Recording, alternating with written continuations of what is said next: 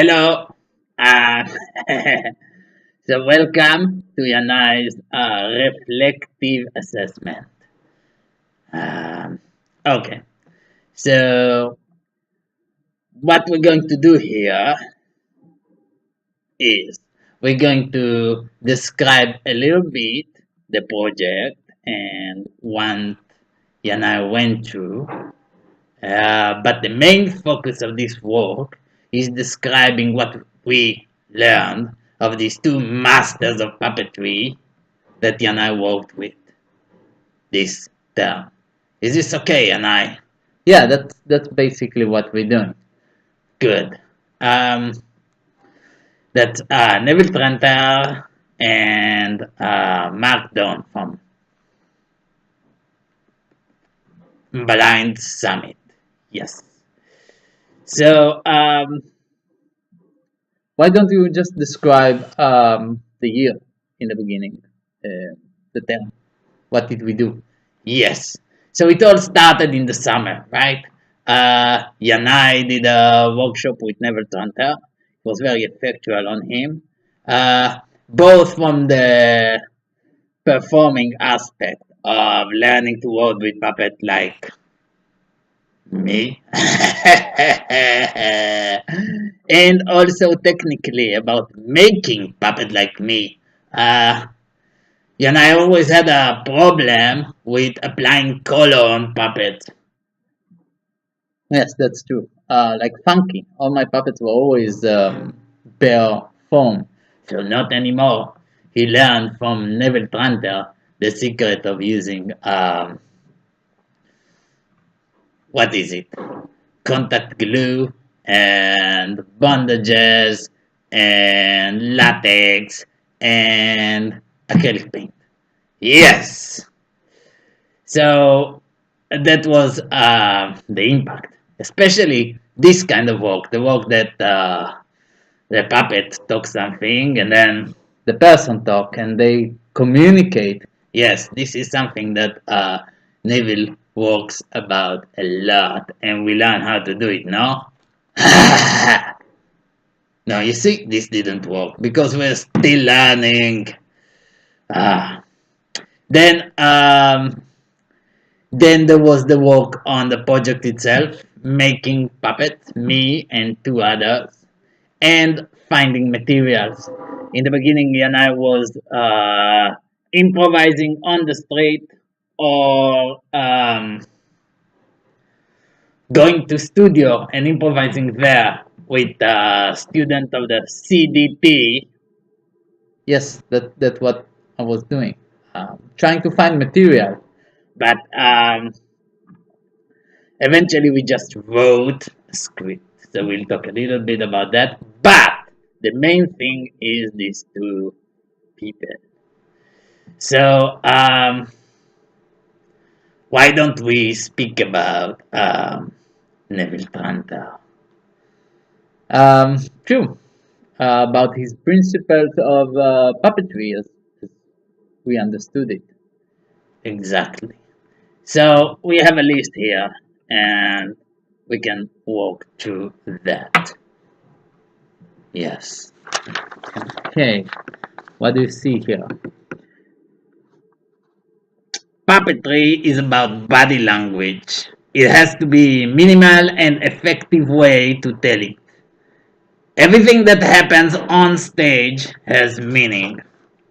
Well, that kind of speaks for itself, no?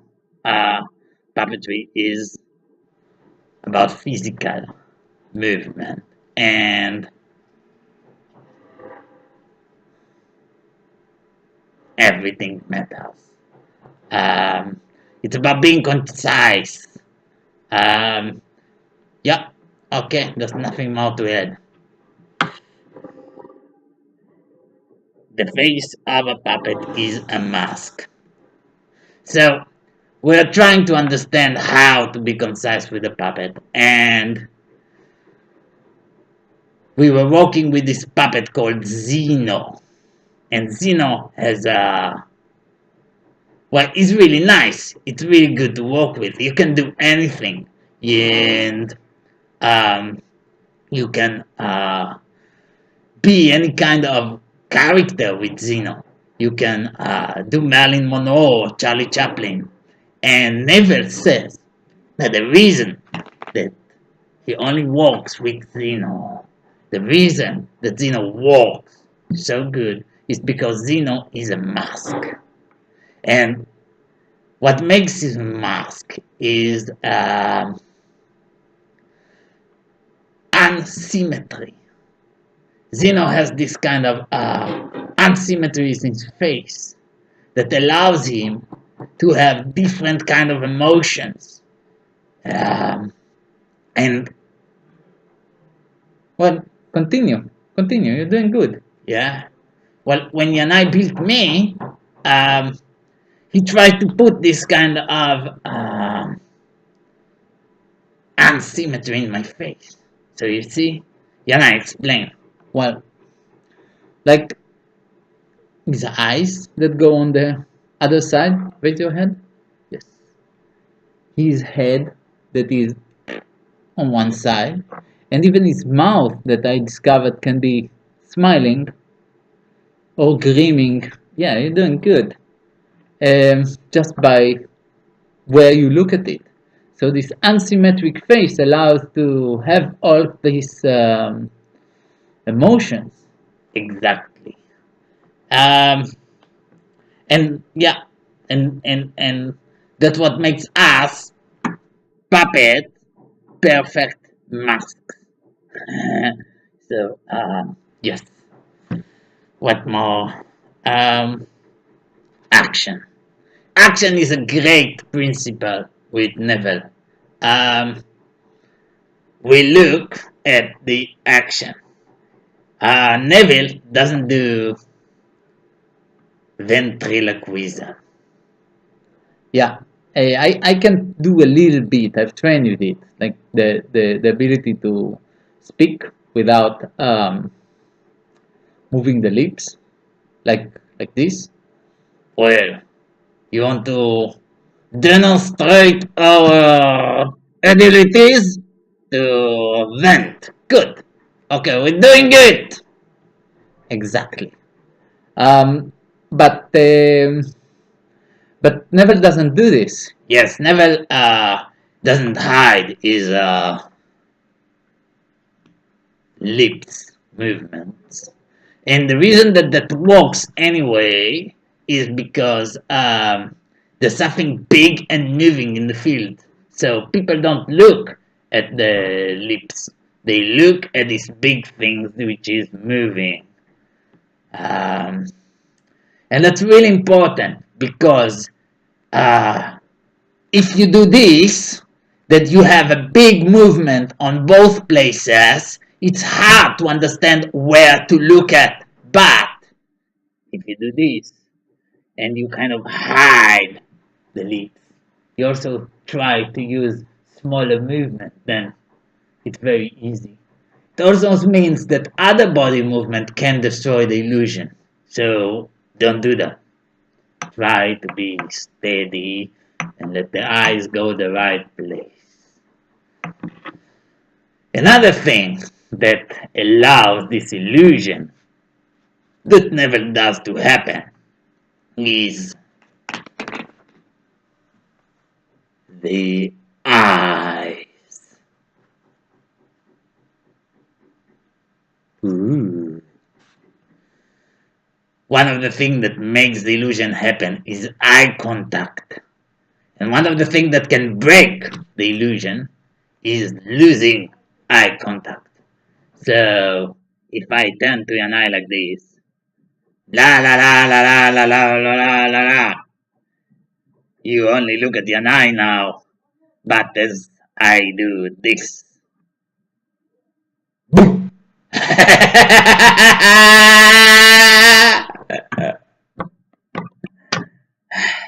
No. Very good. You got idea. And that's also about Yanai. If Yanai wants to make himself more disappear, he needs to hide his eyes from the audience. That allow the audience to focus on me.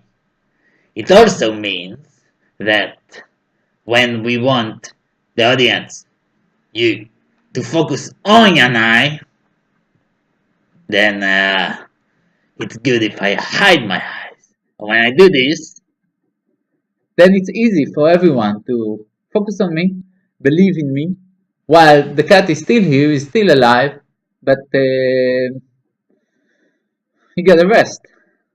Don't call me the cat. I'm Pussy. Pussy!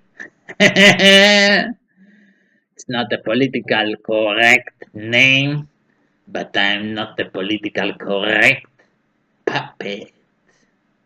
Ah. What do we have more? Um, Let me see. Uh, Action and reaction is immediate. This is a really important concept for Neville. Is this idea of how you create contact. If I tell to Yanai, Yanai!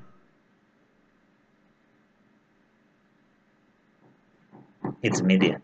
Or if Yanai does the what?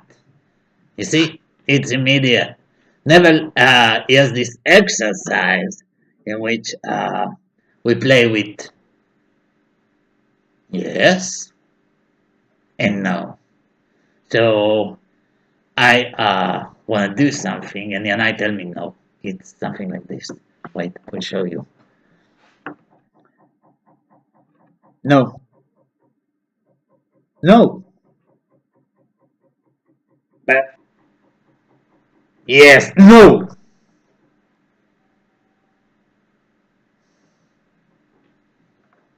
Uh, no. Uh,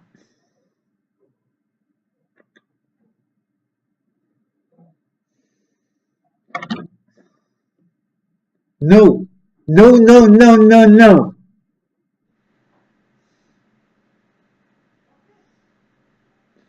Yes. No.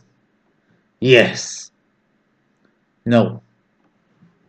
Yes. Yes, yes, yes, yes, yes. No.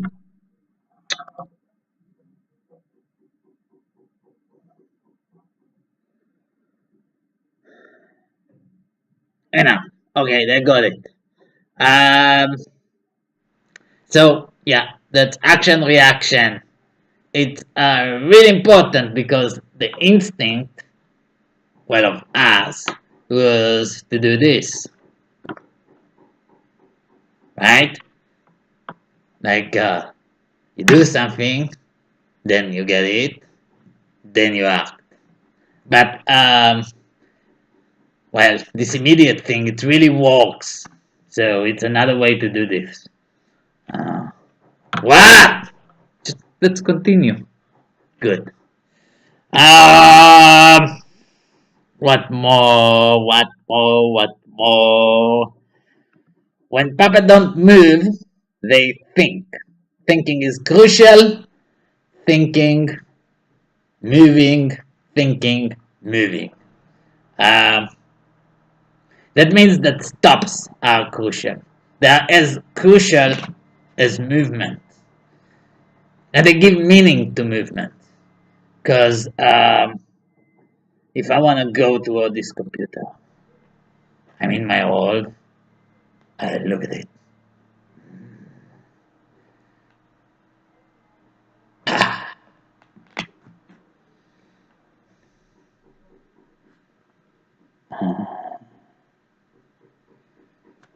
Thinking, then acting.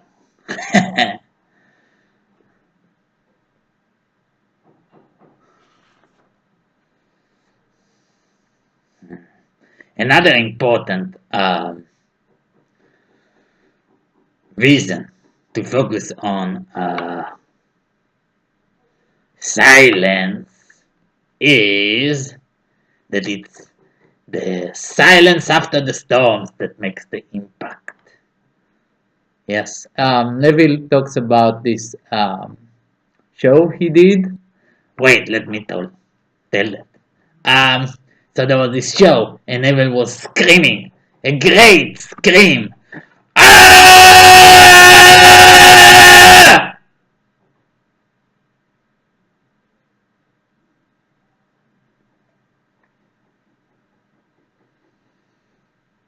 And it was the silence after the scream that was giving the real impact to the audience. So silence is when we get stuff.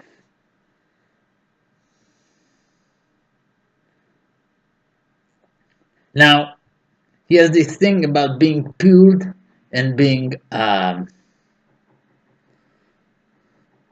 pushed. Well, let me see. All of the movement is either being pulled or being pushed. So, well, that's obvious. Many people have talked about that before, right? So, the connection between two people is either about getting closer, and then everything that I do is about getting closer, or seeing that something is wrong. Everything is about going away.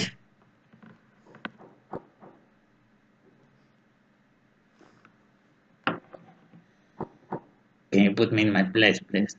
Yeah. Yeah. Ah, gently.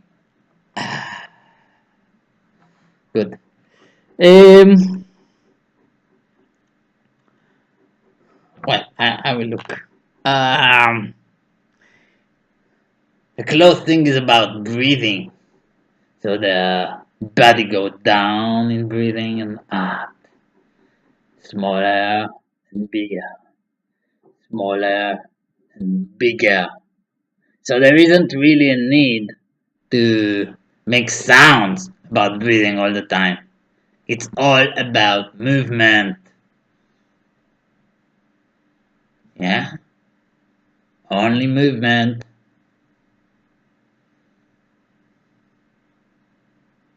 Amazing. What more?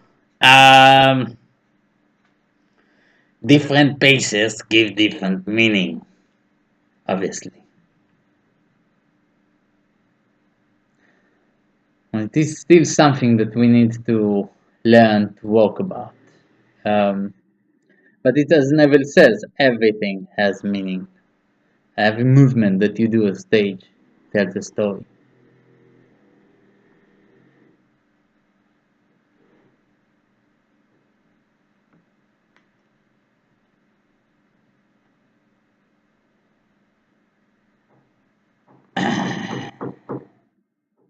Yes. Okay. Very good.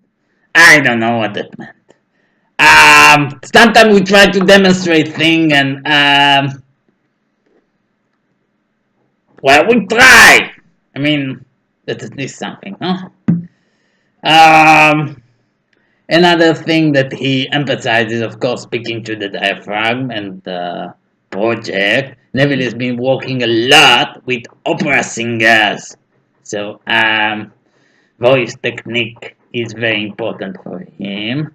Uh, Also, in our workshop, in which we worked on singing, das ist von die braunen Inseln das Lied. We okay, and the last thing is, why don't you tell about that? Yeah, why not? Um, well, as Pussy just mentioned, we've done not just exercise and workshop, but we worked on a show with Neville. And in this show, I was watching him direct, and his focus in directing was always on the beginning and on the end. So setting a right position and finishing in a very exact way on the right note. in the middle, well, the actors would kind of improvise and things would happen pretty much without his help. Yeah. Um, but the ending was very exact. Like doing it again and again and again to find the right moment, the right meow.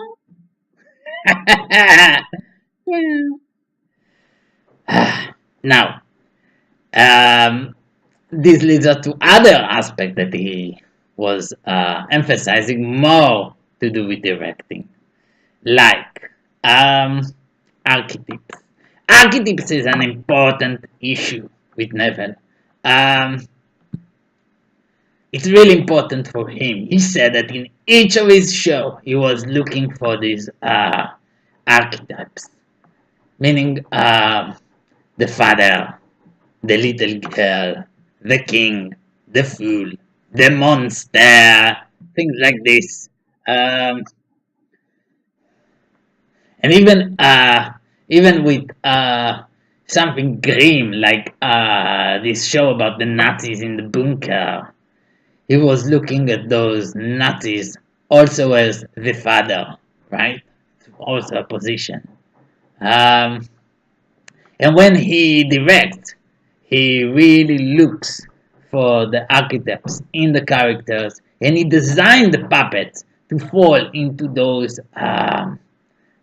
archetypes. Right? It's really important for him. He also said that puppets are great because being a mask, they are able to really present archetypical movement. And well, it was kind of his example, but he was doing this thing that Zeno was discovering his own hand.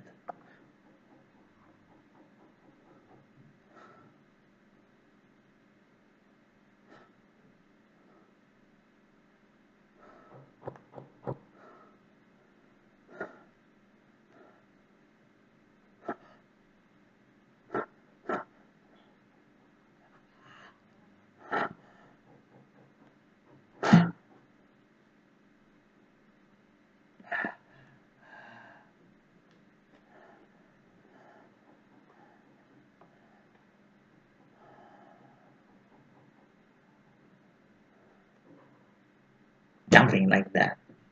Um, so archetypical can be also in looking for those moments that kind of connect to our imagination of what it is to be. I was thinking about it because Yanai was watching in the past time a lot chapters of Adventure Time. And Adventure Time is interesting in this debate about archetype because it kind of takes the opposite strategy than the one of Neville Tranter, right? Neville is looking for the archetype while Adventure Time break all archetypes.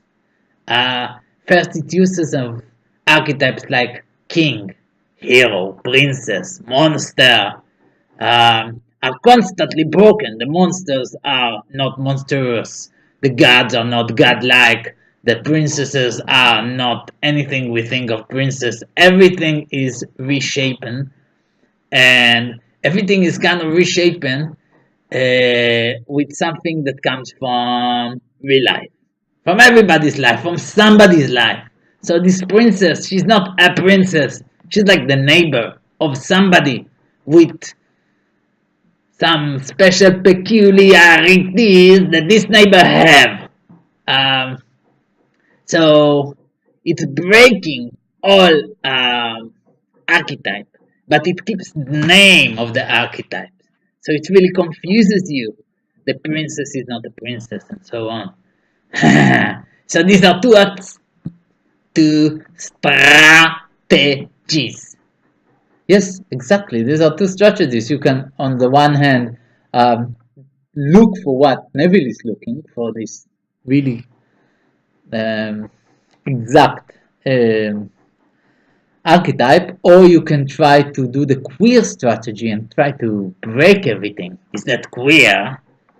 I think I would say breaking the concepts and kind of meshing everything and looking for new ways to define things. Uh, theory, theory, theory. Okay. What more do we have here? Um, I think you seem to change the page. Oh, we went through half of the page. Brilliant.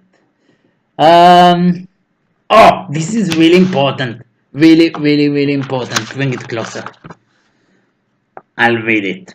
Working with dimensions 180 degrees, 90 degrees. We need to create pictures the audience easily see.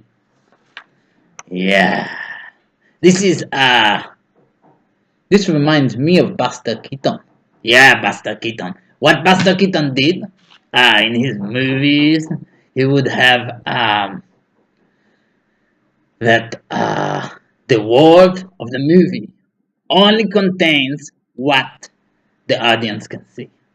And if the audience does not see something, like somebody is hiding behind a tree, then nobody in the movie will see that person also. It will not exist.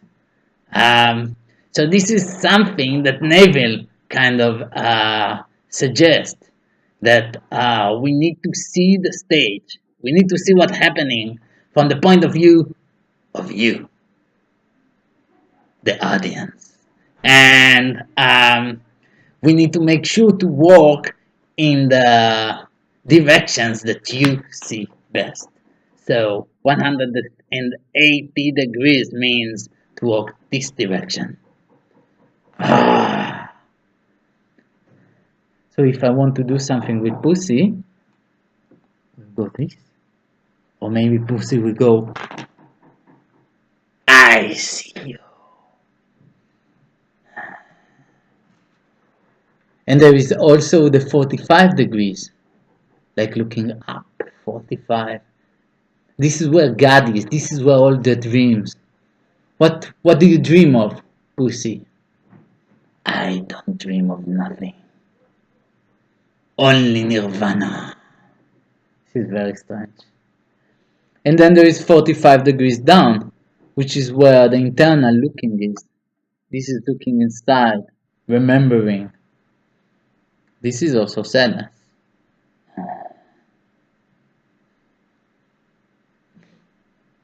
What did you see? Nothing. I just wanted to try this. So this is about the direction. And what more do we have here? While directing, focus was on the beginning and ending. We said that.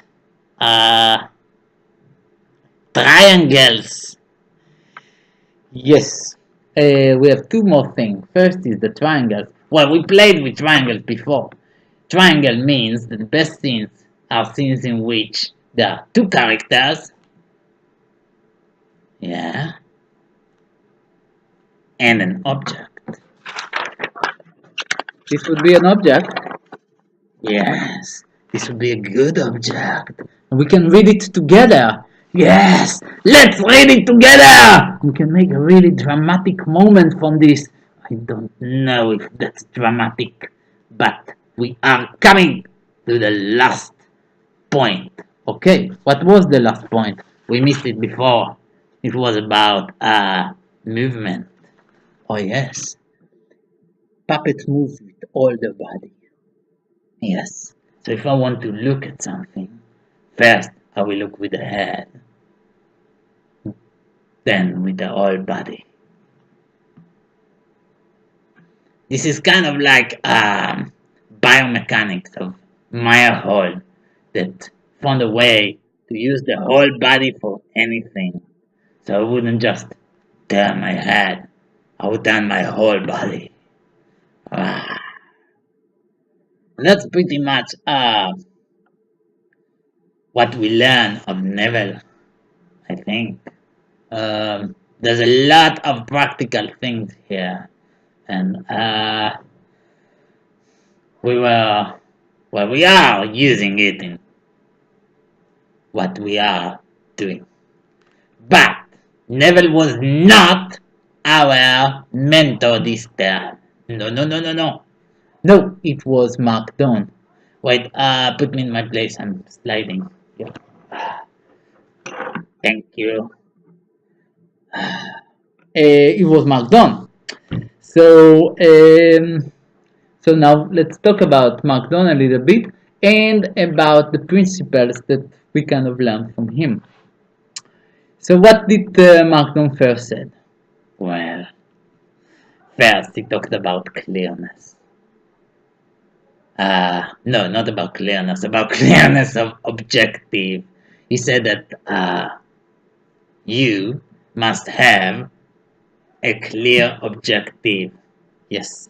Clear, achievable objective.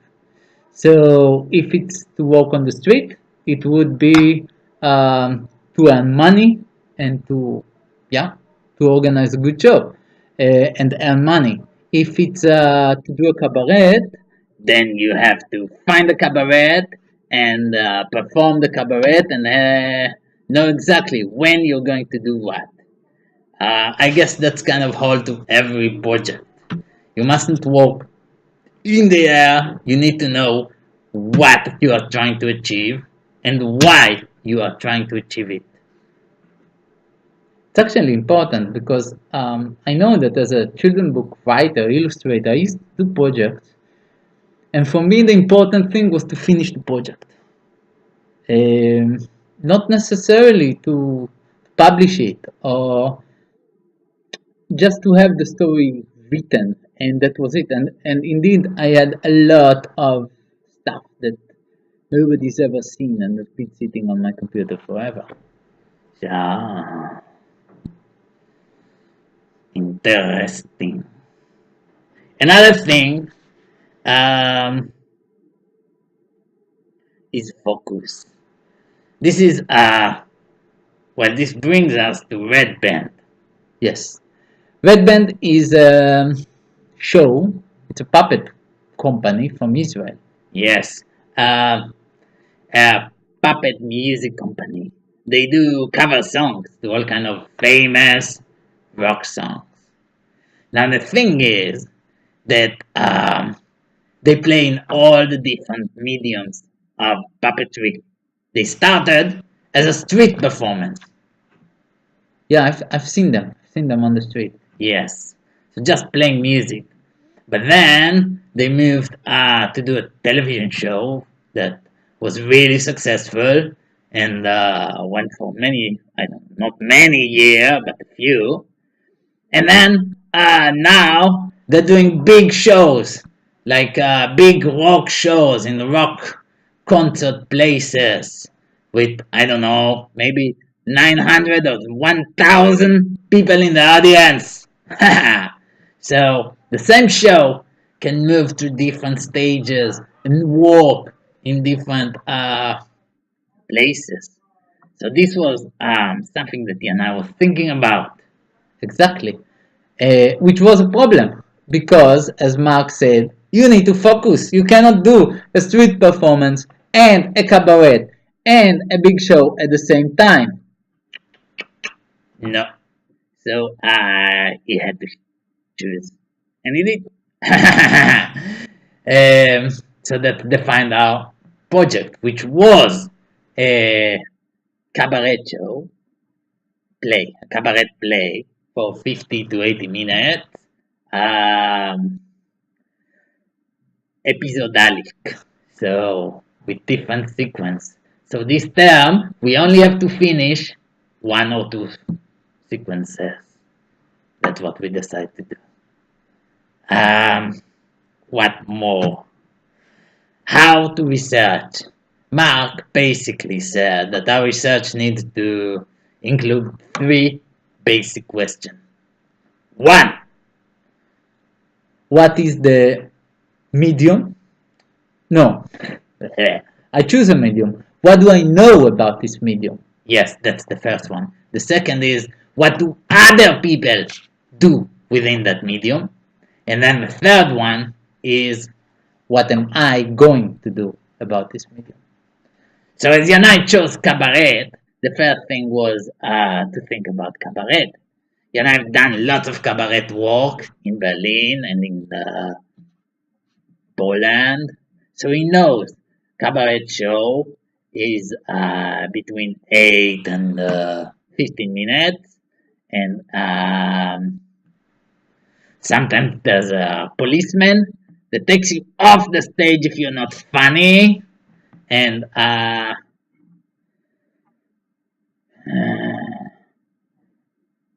yeah, you need to do something. And that was the other thing that we try to understand. The second question: what do people do and what can work? Just one moment. Oh, thank you. Um, so Neville was trying to understand what the difference between what we do and ventriloquism, because it felt to him that in this place, really the only good thing we can do is ventriloquism, which is what people do, right? And we insisted on not doing that. We insisted of showing our lips, and we insisted on having some kind of body movement, which he never understood and didn't like. Um, so we were looking what is possible to do without inventing the world. And then that brought Mark to suggest that we do what he used to do. It's like his old rule, okay? And his old rule, when he used to do such a performance in bars with a puppet alone, is that when I speak, Yana is looking at me, like now. And then when Yana speak, um, Pussy is looking at me. And this is kind of a very low, a rule we don't break. So that's where we started from. I was going to say something about it, but I forgot now. What more do we have? Um, and that led Mark to ask me, why do we look? Oh, yeah. That's very good. That's very deep. So Mark was looking at the glass, and he said, why am I looking at the glass? And I had to kind of figure out what he's thinking about. Why? And no, you say that. I couldn't. I couldn't understand why he was thinking, what he was thinking. And there were many reasons. That's what he explained. Sometimes he was looking because something caught his eyes. Sometimes something reminded him something in his mind. Sometimes he wanted to give me an example, so he just looked for something to look at. There were many reasons, and the thing is that it's really important because if in our show we need to do a lot of this, blah, blah, blah, blah, blah, blah, blah, blah, la la la la la, then there needs to be a good psychological reasoning for this head turning, and we need to understand that. So we worked a lot about this, which is really the base of acting, right? Finding within yourself an understanding, a psychological understanding about why you're doing things. Exactly. What more do we have here? Work on personal story. Well, um, in my research, which I didn't talk about because I didn't really use all those ideas, I made list and list. And I say I, but of course I mean Yanai. He made list on list of different triggers, characters that the puppet and him can be, major archetypes that they can be, all kind of triggers, costumes that he can wear to start to understand what character he is, but we didn't use none of them. And eventually, Mark said, "Look, it's about you. It has to be about you. It's a personal story about your life, and you have an interesting story to say. You come from Israel. You change your life. You are wandering about. You are a wandering puppeteer. And you came here to the puppetry. So tell why. Tell your story." And well, that turned out to be what we came on doing. Um, Let me see what we have here.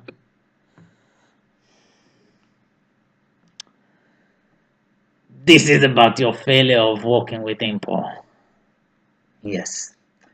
So, do you want me to explain this? Yes, please. Okay.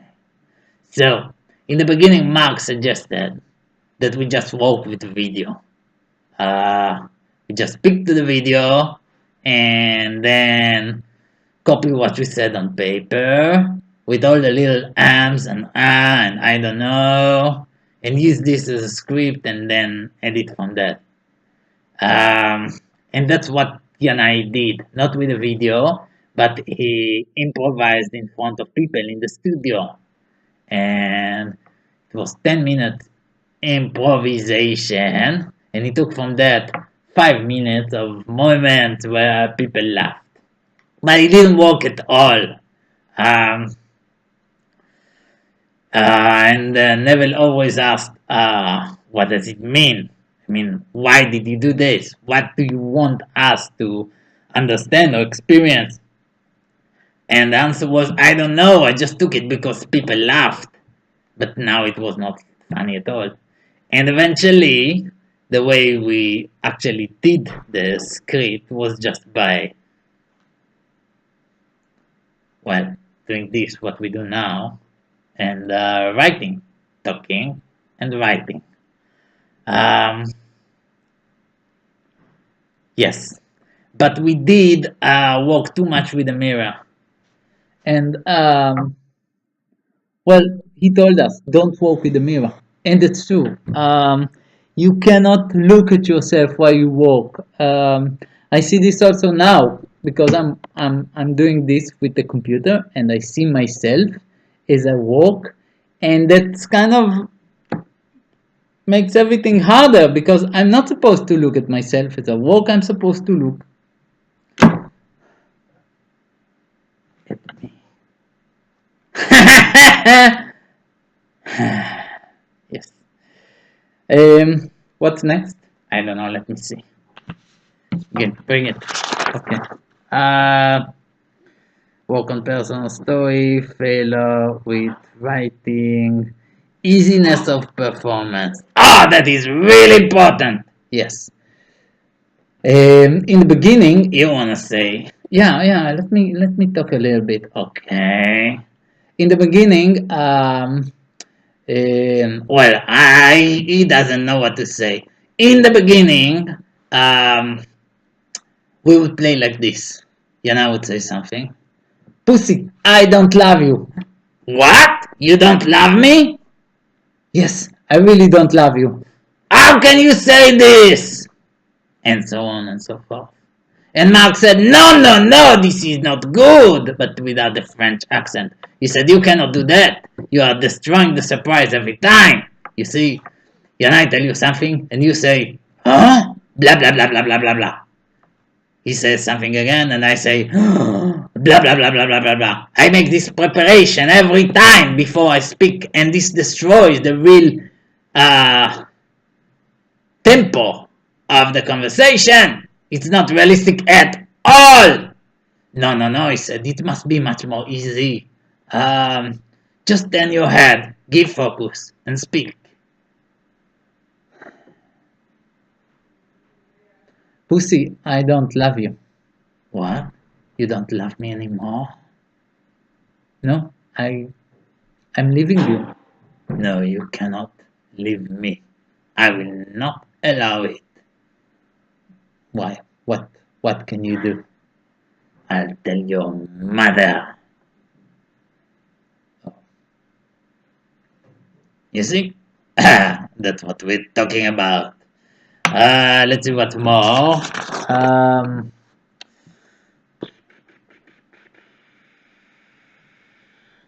the puppet as storytelling support versus a puppet as a character. Oh, that's deep. That's a deep one. So, while writing, we had this problem. There were two attitudes that came about. One was, well, we talk. We really talk as equals. Uh, Yanai tell me he doesn't love me. It hurt me. I say I should have died. It's he makes me feels bad about it. Ta ta ta ta ta ta ta. Like a drama, soap opera. So this is one theme that used to come in the script. The other was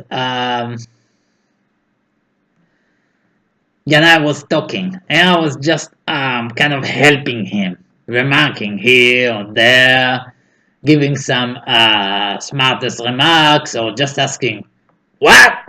And then I would tell something more, and I would come to a stop and say, "No, really? Really? Really? So what happened next? Wow!" And I would continue furthermore. So it would be me telling a story and Pussy kind of assisting. Which brings to mind another attitude which didn't really come up, but does come up here. This is what we're doing now, right? That I am the one that speaks. I say everything. This is me, my show. I describe whatever happens. And from time to time, if it's needed, you and I can say a little thing. Yeah, just to assist, but not too much. So this is kind of the three ways to go about. Now, Mark felt that our uniqueness is in Yanai.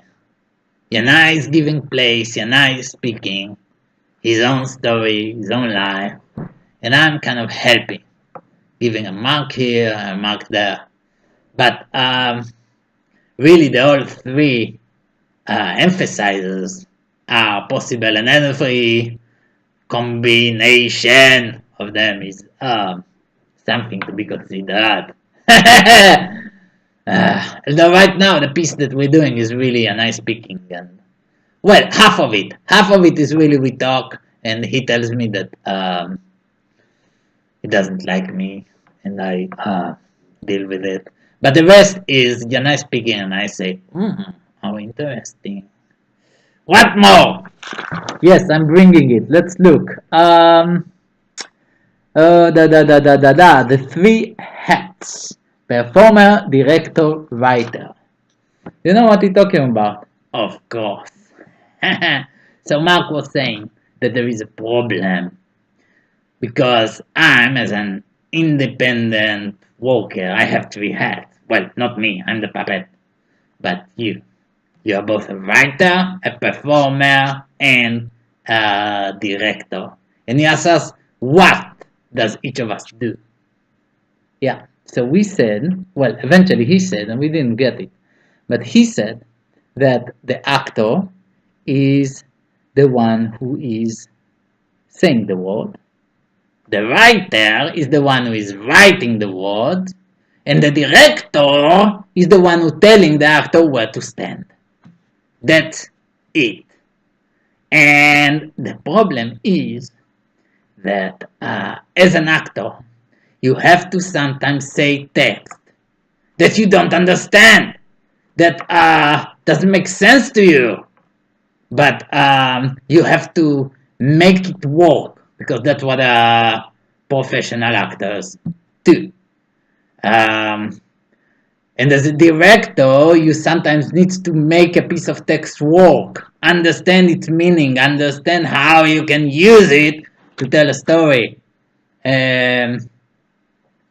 So we have always the ability to jump ahead and not to fight to solve a problem, but to change it from the writer position or from the director position.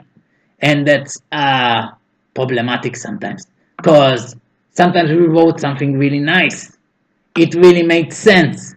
And because we have the freedom to do so, we don't follow through with making it work as a puppeteer or as a director. Or sometimes we bring directorial decisions into our acting. So we decide suddenly to move me. Why are you moving me? And change me. No, what are you doing? Well, maybe it works, maybe not. I don't know. Put me back. Yeah, things like that. Um, and well, who knows? Maybe it works, but sometimes it takes away from the power of the text, which was actually there. What more? Let me see some other stuff. Um, wait. We're looking. Performance and effect. Oh, yes. This is maybe the deepest thing we learned from Mark. Um, it's really interesting. Mark said there is performance and effect. Performance is what the actor do. Effect is what the audience do. Um, and effect is both understanding, what do I understand, but it's also, and he talked about it in this sense in that moment, it's also the emotion. Do they fear? Do they laugh? Do they gasp? Do they, I don't know, do they jump in fright? Do they, are they happy? Do they play with the music? Many things can happen to them, and that's the effect. Now, there are two kinds of effect. The effect that you want to have on the audience, and the effect that you actually have on the audience. And you need to understand what you want to do, what you are doing, and what you're doing as a performer. So you can change what you're doing as a performer in order to make the effect that you are having on the audience the effect that you want to have on the audience. It made me change the way I was writing, because before I was just fighting to get into the psychology of pussy, me, and Yanai, and just make characters that make remarks that comes from the previous thing they said.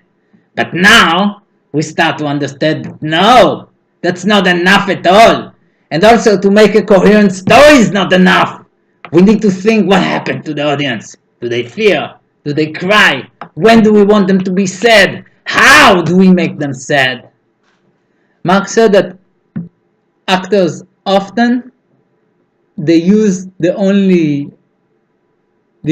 one tool, which is empathy. So if they want the audience to laugh, they laugh. If they want the audience to cry, they cry.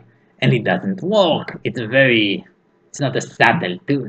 If you want to make the audience cry, it's not enough to cry. You need them to empathize with something horrible that happens to you. You need to, well, build it right. And it's interesting because I told this to Sonyan, my acting instructor from the master program, and she said that actors don't work that way. Yes, she said that only unprofessional actors work that way. That from the actor point of view, it is impossible to imagine how the audience react. So we don't do that. We don't try to say, now this will do this and this will do this. People are too much unpredictable, which is interesting because, of course, all the big shows like War Horse and stuff, and in general, most of the movies that we know, they create these moments that we know that everyone is supposed to cry. But I guess it's the different hats again, you know. Uh, as a director and a writer, you need to see this. You need to say, yes, I will make them cry like babies. I will make them weep. I don't know what I want you to feel right now. But as actors, just react on the moment. Just be in the place you are and doing the most real contact that you can.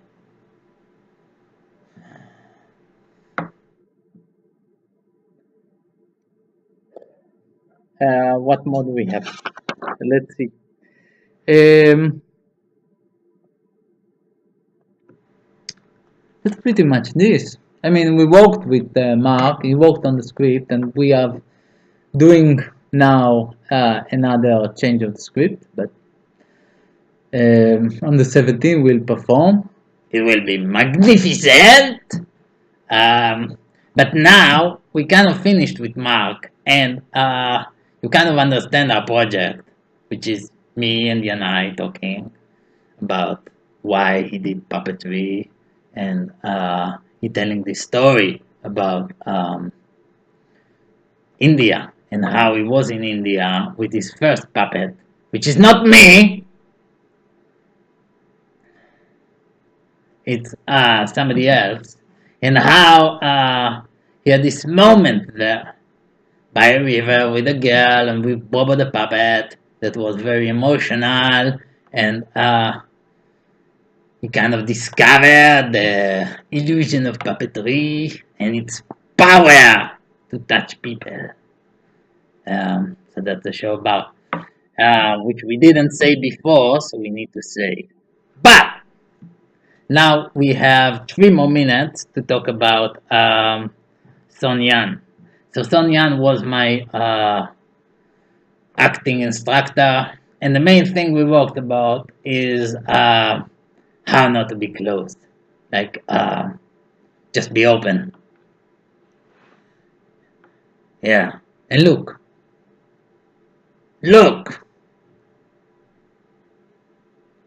Don't, not like this. Just be easy. Easy. And look. And get them. They're yours. I'm easy. You're mine. I'm telling you what I want. That's the main thing. Yeah. Okay. Here. You see, I'm easy. Then the other thing, like imagining the room, imagining who you're talking to, exercise to use more your hands, working on exits and on ending, lots of other stuff. But the main thing was just to learn to relax, just be there.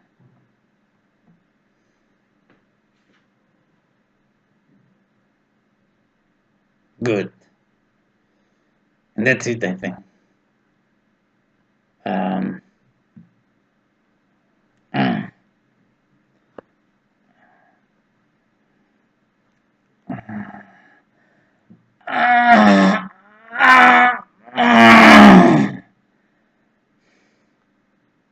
what? What? I'm closing it. What? I'm closing it. What did I do? What did I do?